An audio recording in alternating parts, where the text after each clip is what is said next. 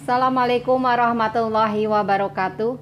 Selamat bertemu kembali anak-anak kelas 7. Mari kita lanjutkan pelajaran IPS kita kali ini. Semoga kalian ada dalam keadaan sehat walafiat, diberkahi dan diberi kemudahan.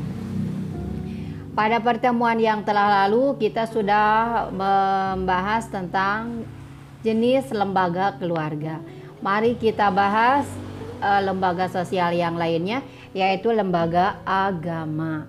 Sebelum kita lanjut pada tujuan pembelajaran, kalian seperti biasa harus tahu tujuan pembelajarannya. Tujuan pembelajarannya sekarang ada 4. Yang pertama, kalian harus dapat menjelaskan pengertian lembaga. Kemudian yang kedua, harus dapat menguraikan fungsi lembaga. Yang ketiga, menyebutkan agama-agama yang ada di Indonesia. Kemudian yang keempat, kalian harus dapat menyebutkan tempat-tempat ibadah agama yang ada di Indonesia. Nah, mari kita masuk pada materi inti. Apa itu lembaga agama? Nah, lembaga agama adalah sistem keyakinan dan praktek keagamaan dalam masyarakat yang telah dirumuskan dan dibakukan. Agama yang dapat menjadi pelopor dalam menciptakan tata tertib sosial pada masyarakat. Agama juga merupakan suatu lembaga atau institusi yang penting yang mengatur kehidupan rohani manusia. Kita sebagai umat beragama semaksimal mungkin berusaha untuk terus meningkatkan keimanan melalui rutinitas ibadah kita untuk mencapai rohani yang sempurna kesuciannya.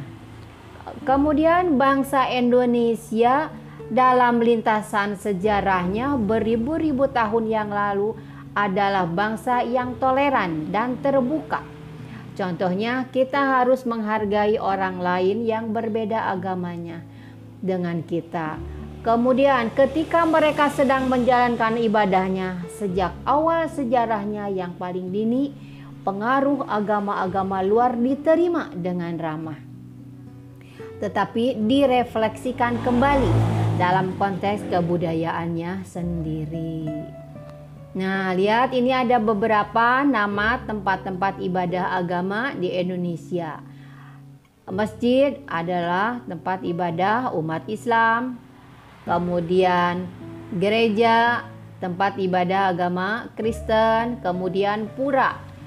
Kemudian kelenteng, kemudian wihara. Nah, itu diantaranya adalah nama tempat ibadah agama-agama. Jadi agama Islam, Kristen, Hindu, Buddha, dan Konghucu. Serta ada agama lainnya yang merupakan aliran kepercayaan, yang merupakan peninggalan nenek moyang bangsa Indonesia yang masih berupa animisme dan dinamisme. Agama pada dasarnya aktivitas manusia untuk berhubungan dengan Tuhannya. Agama sangat penting untuk menyeimbangkan kehidupan manusia, yaitu antara kehidupan dunia dan kehidupan akhirat. Pendidikan agama menuntun individu untuk berperilaku baik terhadap sesama manusia, terhadap makhluk hidup, dan terhadap alam sekitarnya. Nah, mari kita masuk pada fungsi lembaga agama. Secara jelasnya, fungsi lembaga agama kurang lebih adalah yang pertama, sebagai pedoman hidup bagi manusia, baik dalam kehidupan sebagai pribadi, dalam hubungan dengan Tuhan, dalam hubungannya dengan manusia lain, dan hubungan dengan alam sekitar. Jadi sebagai pedoman hidup ya. Kemudian yang kedua, sebagai sumber kebenaran. Nah, dalam diri para penganut atau umat beragama ada keinginan untuk mencapai keselamatan dan kebahagiaan hidup, baik di dunia maupun di akhirat. Untuk itu agama mengajarkan dan memberikan jaminan dengan cara khas untuk mencapai kebahagiaan dan mengatasi kekurangan maupun kekurang mampuan manusia. Nah, kemudian yang ketiga adalah sebagai pengatur tata cara hubungan manusia dengan manusia dan manusia dengan Tuhannya.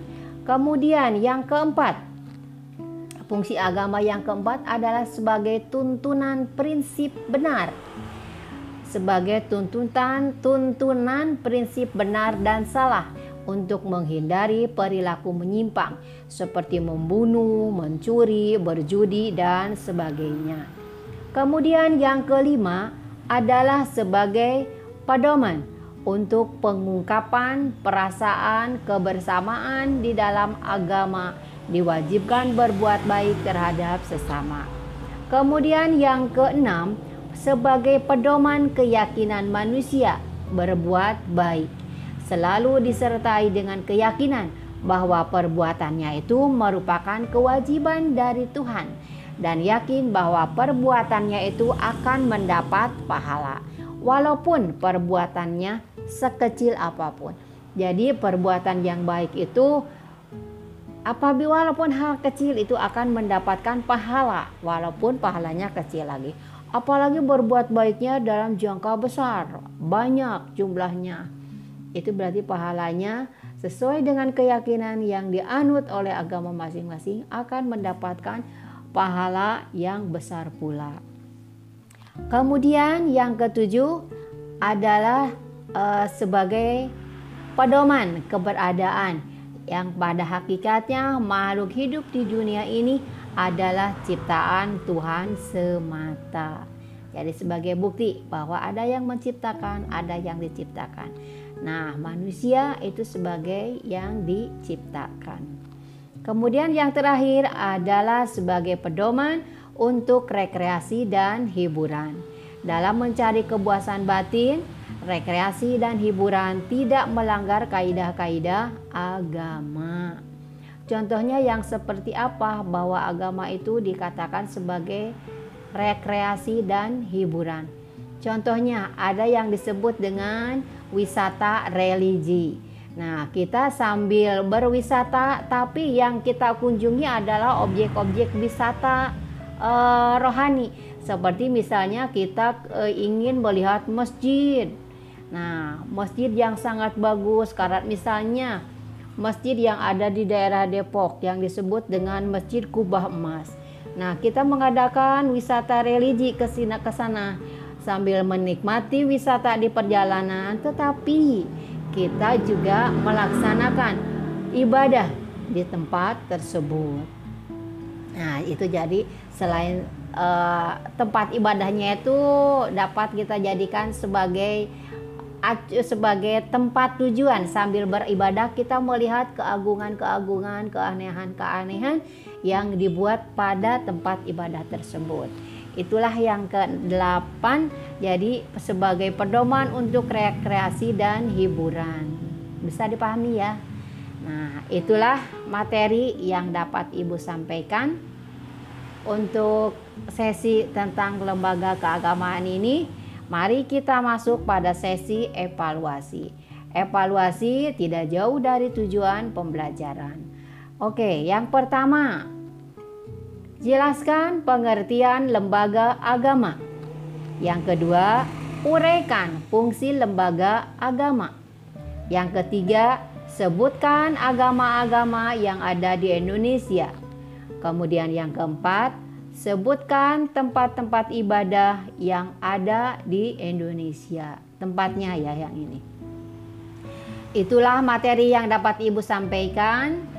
Untuk materi selanjutnya kita akan membahas tentang lembaga ekonomi. Nah, demikian materi yang dapat Ibu sampaikan pada kesempatan ini. Semoga bermanfaat. Wawasan dan pengetahuan kalian semoga semakin bertambah. Ibu akhiri, wabillahi taufiq wal hidayah. Wassalamualaikum warahmatullahi wabarakatuh.